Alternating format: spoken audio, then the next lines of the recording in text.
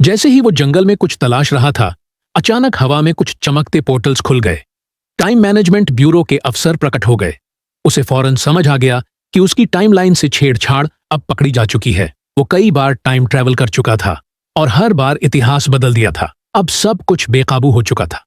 लेकिन हार मानने का तो सवाल ही नहीं था। उसने तुरंत अपने आइडल विक्रम का मेटल फ्रेम उखाड़ा और उसे जैसे शूरिकन फेंक दिया, निशाना सीधा सामने खड़े हंटर पर। एक झटके में वो जमीन पर। इसके बाद कोई बातचीत या चेतावनी की गुंजाइश नहीं बची। अब वो पूरी तरह क्रेजी मोड में था।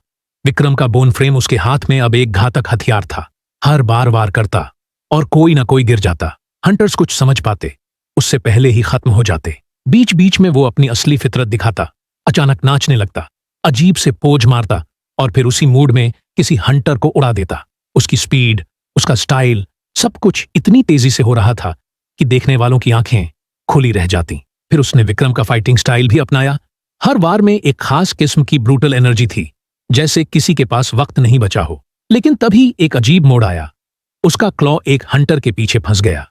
पूरी फाइट सीक्वेंस कुछ सेकंड के लिए अजीब और कॉमिक बन गया। गुस्से में उसने वो क्लॉ वहीं छोड़ दिया और अपनी पीठ से एक और हथियार निकाला। बिना वक्त गंवाए दुश्मन को खत्म कर दिया।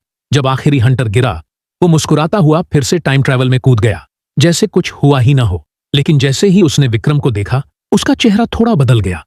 इतनी तबाही